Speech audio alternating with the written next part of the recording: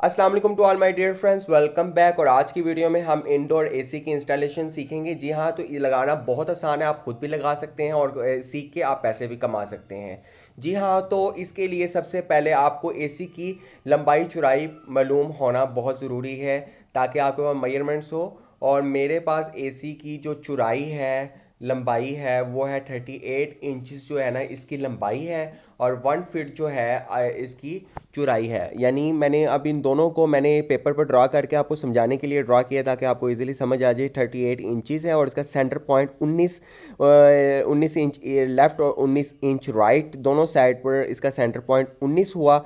और इसकी जो चौड़ाई है जी, इसकी चौड़ाई है 1 फीट। 1 फीट इसकी चौड़ाई है। बस ये वैसे ही मालूम की जाती है ताकि इसकी हाइट देखी जाए कि कितनी हाइट पर आप लगाना चाहते हैं ऊपर से, यानी छत से कितना नीचे लगाना चाहते हैं। तो मेरी छत से जो नीचे है वो तकरीबन 2 फुट नीचे है, और आप 2 फुट नीचे रख के इसकी पैमाइश आप लगा लें। और इसके मेरे देख लें, आप कॉपर पाइप देख लें, ड्रेन पाइप देख लें, जितने भी वायर हैं सब कुछ अंडरग्राउंड है।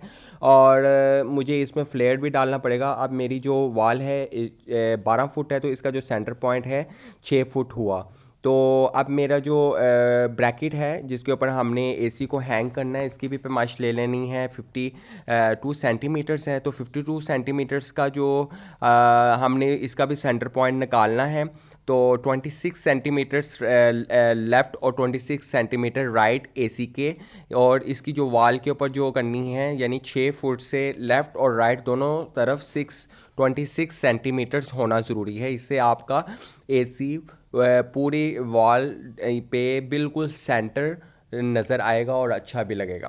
अक्सर लोगों का देखा है कि पैमाइश किए बगैर लगा देते हैं, क्या होता है वो या तो लेफ़्ट पर ज़्यादा चला जाता है वॉल की, या तो राइट पर ज़्यादा चला जाता है। तो इसलिए आपको पैमाइश करना बहुत ज़रूरी होता है। तो इस ब्रैकेट में आप स्पेस होती है 3.5 4 इंच की, जो स्पेस होती है आप इसे आगे पीछे कर सकते हैं। मिसाल के तौर पर अब मेरा जो है ना कॉपर पाइप जो है अंडरग्राउंड है, तो मुझे तो भाई सेंटीमीटर और मिलीमीटर्स में पैमाइश लेनी, क्यों ना कि मेरे कॉपर पाइप जो से है इनको, और जो मैंने कॉपर पाइप बिछाया हुआ है इंडोर की तरफ आउटडोर की तरफ जा रहा है, इसको ज्वाइंट लगाना है। तो सब कुछ अंडरग्राउंड है, मेरे पास कोई मार्जिन नहीं है आगे पीछे करने का।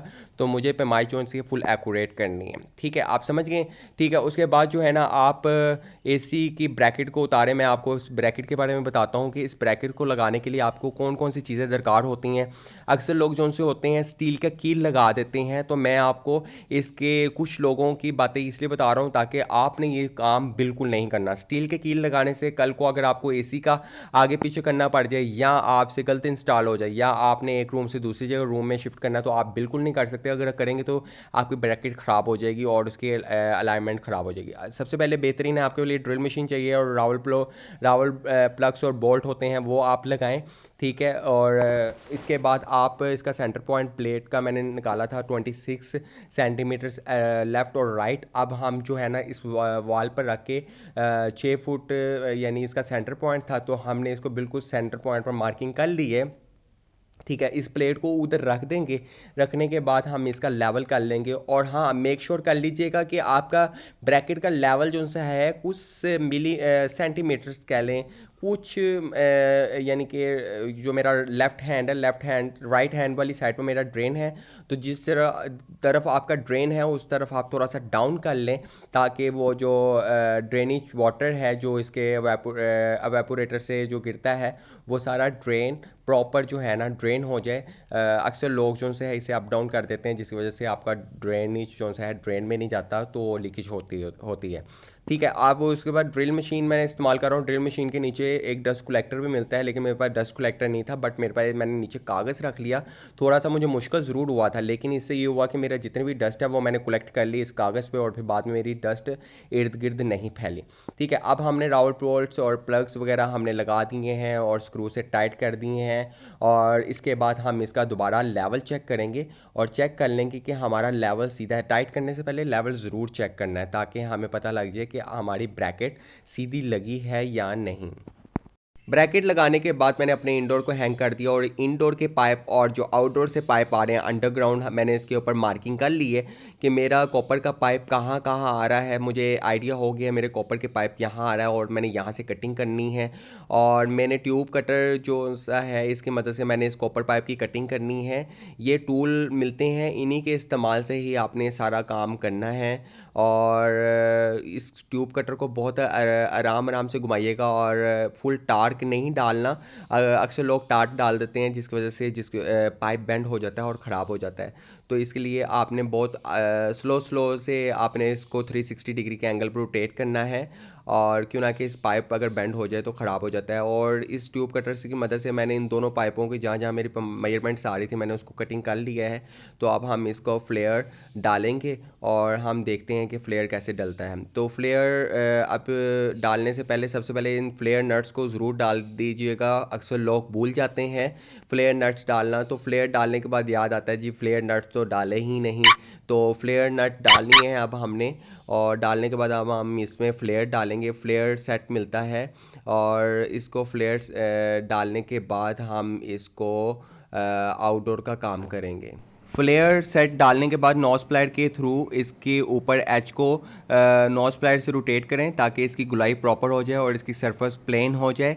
और इसके बाद जो है ना फ्लेयर सेट को इस तरह रख के इसको रोटेट करें, फिर इसके ऊपर फ्लेयर पड़ जाएगा। तो इसी तरह आप दूसरे पाइप को भी फ्लेयर डाल लें। अब इस फ्लेयर को टेस्ट कर लें कि आपका जो फ्लेयर है वो प्रॉपर हुआ है या नहीं। तो मैंने इसके ऊपर फ्लेयर को दूसरा मेरे पास एक्स्ट्रा पड़ा हुआ था जिसके साथ मेल फीमेल है, तो इसको मैं रख के देख रहा हूँ कि मेरा जो फ्लेयर का प्रॉपर पड़ा है या नहीं पड़ा। मैं इसको टाइट करके मैं इसकी एडजस्टमेंट करूँगा कि मेरा फ्लेयर प्रॉपर है कि नहीं, क्यों ना कि गैस निकलने के चांसेस बहुत कम होते हैं। जितना आप फ्लेयर आपका अच्छा होगा उतना आपके गैस की लीकेज के चांसेस कम होंगे। इसी तरह आप दूसरे पाइप को भी फ्लेयर डाल लें। तो फाइनली जो है ना मेरे दोनों पाइप को फ्लेयरिंग भी हो गई है और ब्रैकेट भी लग गई है। और अब हम जाएंगे ऊपर आउटडोर पे, आउटडोर का काम करके आउटडोर से प्रेशर देंगे पाइप का, क्यों ना कि जब हमने इसकी कटिंग की थी या इसके अंदर कोई डस्ट पार्टिकल या कोई चीज़ गई हो तो हम ऊपर प्रेशर देकर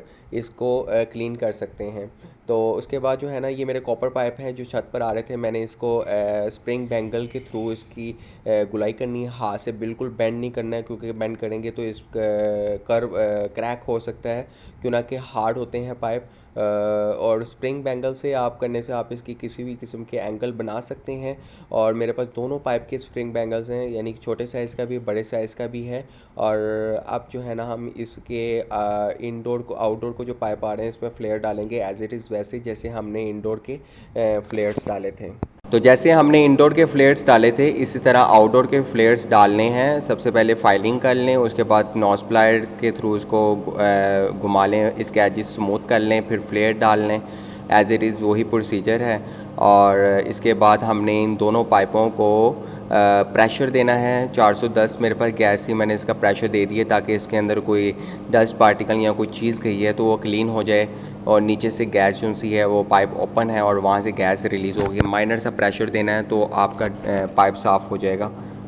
गैस का प्रेशर देने के बाद टेफ्लॉन टेप इस के ऊपर लपेटें, और टेफ्लॉन टेप लपेटना बहुत ज़रूरी है। ये ना आप हो कि आप जैसे प्लम्बर की तरह हो वो जो धागा लपेटते हैं इसकी चूड़ियों पे आप वो लपेट लें, बिल्कुल नहीं है। टेफ्लॉन टेप इस काम के लिए परफेक्ट है। आपने इसी तरह लपेटनी है और इसकी थ्रेड को जो आपने फ्लेयर डाला है इस नट को अच्छी तरह टाइट कर लें और इस गैस प्रेशर देकर आप चेक कर लें।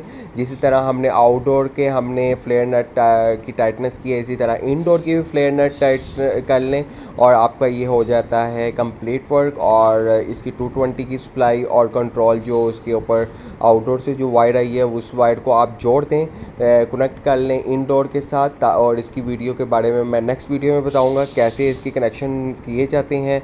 और इसके बाद जो है ना हम इसकी टेस्टिंग करेंगे, इसको स्टार्ट करेंगे और फिर हम आपको ओवरव्यू दिखाएंगे कैसा है। तो फाइनली हमारा इन्वर्टर एसी तैयार है ठंडी हवा देने के लिए, और अब हम इसकी टेस्टिंग करेंगे, इसकी एम्पेयर रेटिंग चेक करेंगे जो इसकी नेम प्लेट पर लिखी है।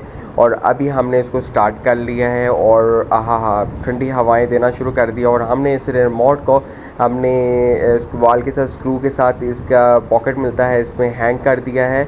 ये बहुत ज़रूरी है, नहीं तो बच्चों के हाथ में लग जाता है तो टूटने के चांसेस होते हैं। अब हमने इस क्लैम्प मीटर को हैंग डीपी जहाँ ब्रेकर है उस वायर पर लगा दिया है। और एम्पेयर चेक करने के लिए अभी इस वक्त 0.28 एम्पेयर है। इंडोर चल रहा था, जब आउटडोर चला तो उस वक्त ये 8 एम्पेयर ले रहा था।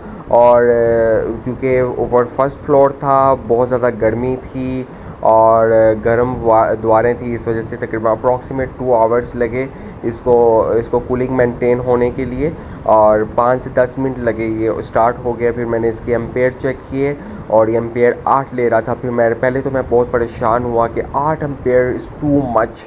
तो फिर मैंने सोचा, फिर मैंने इसकी पूरी मैनुअल मैंने पढ़ा कि 8 एम्पेयर तो बहुत ज़्यादा हैं। तो पहले तो मैं परेशान हो गया, मुझे लगता है ये नॉन इन्वर्टर एसी है।